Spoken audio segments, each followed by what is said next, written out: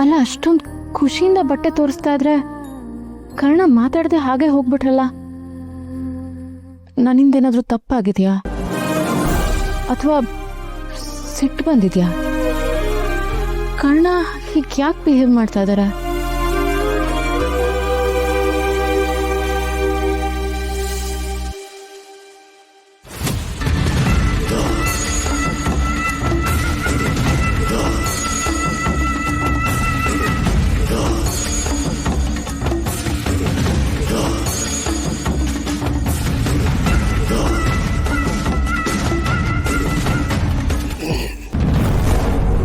ಯಾಕಮ್ಮ ನಿತ್ಯ, ಏನೋ ಬಹಳ ಸುದೀರ್ಘವಾಗಿ ಯೋಚನೆ ಮಾಡೋ ಥರ ಇದೆ.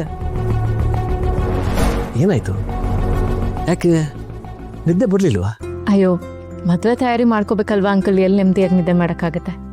ಹೌದಲ್ವ, ಮತ್ತೆ ಮದುವೆ ಆದಮೇಲೆ ನಾವು ಬಹಳ ಕೇರ್ಫುಲ್ ಆಗಿರಬೇಕು, ಹಾಗೆ ಕೇರ್ಫುಲ್ಲಾಗಿ ಹೆಜ್ಜೆ ಹಾಕಬೇಕು. ಕೇರ್ಫುಲ್ಲ?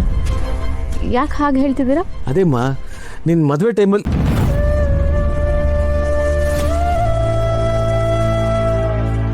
ಹೇಳಿ ಅಂಕಲ್. ನನ್ನ ಮದುವೆ ಟೈಮಲ್ಲಿ ಏನಿಲ್ಲ ಬಿಡಮ್ಮ, ಈಗ ಅದೆಲ್ಲ ಯಾಕೆ, ಸುಮ್ಮನೆ ನನ್ನ ಮಾತಿಂದ ನಿನಗೆ ಬೇಜಾರು. ಎಂತೆಂಥ ಸಿಚುವೇಶನಲ್ಲಿ ಏನೇನೋ ಮಾತು ಕೇಳಿಸ್ಕೊಂಡು ಅಭ್ಯಾಸ ಇದೆ. ಲೈಫಲ್ಲಿ ತುಂಬ ಅಪ್ಸ್ ಆ್ಯಂಡ್ ಡೌನ್ಸ್ ನೋಡಿದ್ದೀನಿ. ಐ ಡೋಂಟ್ ಮೈಂಡ್, ಹೇಳಿ ಅಂಕಲ್. ನೀನೇನೋ ಐ ಡೋಂಟ್ ಮೈಂಡ್ ಹೇಳಿ ಅಂತೀಯಮ್ಮ, ಆದರೆ ನನಗೆ ಬಹಳ ಕಷ್ಟ ಆಗುತ್ತೆ. ಯಾಕೆಂದರೆ ನಾನು ಯಾರ ಮನಸ್ಸಿಗೂ ನೋವಾಗಬಾರ್ದು ಅನ್ನೋ ಹಾಗೆ ಬದುಕಿದ ಜೀವಮ್ಮ ಇದು. ಆದರೂ ನೀನಿಷ್ಟು ಬಲವಂತವಾಗಿ ಹೇಳಿ ಪರವಾಗಿಲ್ಲ ಅಂತ ಇದೆಯಲ್ಲ, ಹೇಳ್ತೀನಿ. ಅದೇಮ್ಮ, ನಿನ್ನ ತೇಜಸ್ ಮದುವೆ ಮಧ್ಯದಲ್ಲಿ ನಡೆದ ಘಟನೆಗಳು,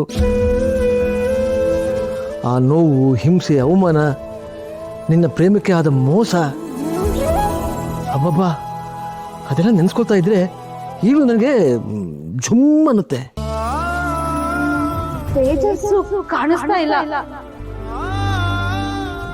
ತೇಜಸ್, ನಾನು ಬಂದಿದ್ದೀನಿ ಕಣೋ, ತಮಾಷೆ ಮಾಡ್ಬೇಡ, ಬಂದ್ಬಿಡು. ಈ ಮನೇಲಿ ತೇಜಸ್ ಅಂತ ಇದ್ದಾನಲ್ಲ, ಅವನು ಎಲ್ಲಿ ಸರ್? ಈಗ ಒಂದು 2 ಅವರ್ ಮುಂಚೆ ಮನೆ ಖಾಲಿ ಮಾಡ್ಕೊಂಡು ಕಣಮ್ಮ.